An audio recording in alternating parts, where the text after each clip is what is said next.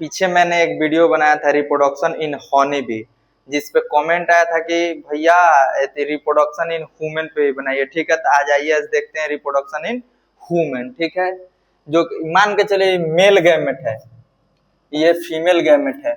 Male gamete sperm, female gamete ovum. दोनों मिले तो हुआ फर्टिलाइजेशन।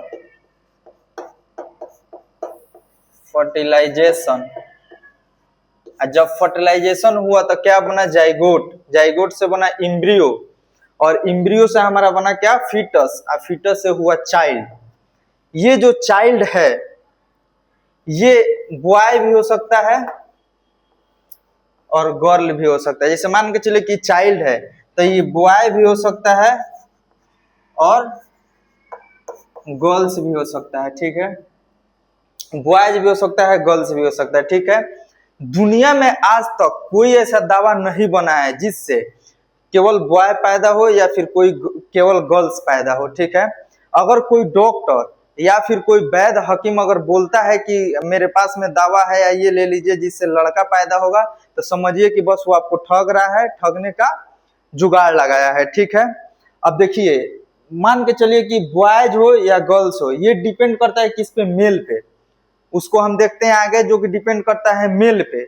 और हमारे समाज में, हमारे गांव देहात में या फिर हमारे ही वातावरण में लोग क्या बोलते हैं कि फीमेल उसके लिए दोषी होती है। जानते हैं, जब गांव में किसी फीमेल को केवल बेटी ही पैदा होती है, यानी कि जब गर्ल्स पैदा होती है तो उसकी सास होती है जो बोलती है कल मुही मेरा संतान नहीं आगे बढ़ने देगी। उसको मारा जाता है, पीटा जाता है। जो उसका हस्बैंड होता है वो खुद उसका इन सपोर्ट नहीं कर पाता है। बस गैमेट जो होता है ना, गैमेट उसको हेल्दी रखने के लिए, यानी कि जो हमारा जाइगोट होगा, यानी कि बच्चा होगा, उसके लिए रिस्पॉन्सिबल है vitamin A and vitamin E. ठीक है, अगर मान के चलिए कि जड़ मजबूत होगा तभी तो पुंगी भी मजबूत होगा। ठीक है, तो अगर इसके लिए रिस्पॉन्सिबल है मेल का गैमेट हो या फीमेल का गैमेट हो, vitamin E and vitamin M. हाँ, विटामिन ए मिलता है हमारा क्या चीज में? मिल्क में। विटामिन ए जो मिलता है वो मिल्क में मिलता है, और विटामिन ई जो मिलता है वो हमारा ड्राई फ्रूट्स में मिलता है। तो वो मेल हो या फीमेल हो, अगर उसका एज आफ्टर मेचुरेशन है तो उसको मिल्क और ड्राई फ्रूट्स यानी कि बादाम, काजू, ये सब खाना चाहिए। ठीक है, अब देखिए समझते हैं कि जैसे कि मान लीजिए कि देखें मूवी जो होता है, पुराने जमाने का जो मूवी होता था उसमें क्या होता था कि जब शादी के बाद वाला जो दिन रहता था ना, उसकी जो होता जिसका शादी होता था, शादी के बाद वाला जो दिन होता था उसमें बीवी अपने हस्बैंड के लिए दूध लेके जाती थी। ऐसे दूध लेके जाती थी अपने हस्बैंड के लिए। वो बिना साइंस पढ़े पुराने जमाने में लोग जानते थे कि हाँ दूध से कुछ फायदा होता है, तभी दूध पीते थे शादी के बाद वाला दिन। ठीक है, अब देखिए, अब देखते हैं कि कैसे एक बच्चा पैदा माने बॉय पैदा होता है या गर्ल्स पैदा होता है। ठीक है,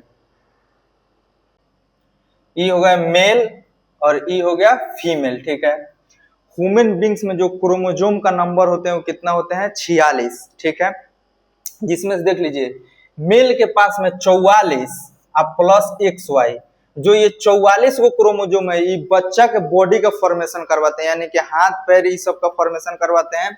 और ये जो X और Y है ना, ये क्या करवाता है? सेक्स डिटर्मिनेशन, यानी कि यही डिसाइड करता है कि बच्चा गर्ल्स होगा या फिर बॉय होगा। ठीक है, ये फीमेल में देख लीजिए सेम होता है 44 प्लस X और X, यानी कि जब X और X है तो किसी फीमेल के पास में ये वाला कंडीशन नहीं है कि वो डिसाइड करेगी कि बच्चा गर्ल्स होगा या फिर बॉयज होगा। ठीक है, अब अभी दोनों में क्या होता है कि मियोसिस होता है। मियोसिस का मतलब होता है क्रोमोजोम के नंबर होता है जो आधा हो जाएगा। तो पहले मेल का जो मियोसिस होता है वो हो जाएगा आपका 44 है तो 22 अब प्लस X, यहाँ पे भी हो जाएगा 22 अब प्लस Y। वैसा ही सेम फीमेल में जब मियोसिस होता है जब फीमेल में मियोसिस होता है तो इसमें भी क्रोमोजोम का जो नंबर होता है वो हो जाएगा हाफ यानी कि आधा, और यहाँ पे भी हो जाएंगे 22 प्लस एक्स और फिर 22 प्लस एक्स। अब देखिए कि एक मेल का क्रोमोजोम यानी कि मेल का क्रोमोजोम और एक फीमेल का क्रोमोजोम जब आपस में मिलते हैं तो 22 प्लस एक्स और 22 प्लस एक्स मिल के बन गए कितना 44 प्लस एक्स एक्स। ये देखिए सेम टू सेम फीमेल के तरह मिल रहे हैं, यानी कि जब ऐसा बनेगा, जब ऐसा मिलेगा तो गर्ल्स का पैदा होता है, गर्ल्स का। और सेम अब देखिए कि 22 प्लस वाई, अब 22 प्लस एक्स जब ये आपस में दोनों मिलता है तो 44 प्लस एक्स वाई, यानी कि देखिए कि फादर से ये मिल रहा है फादर से, यानी कि बॉयज पैदा होता है। क्या बॉयज पैदा होता है।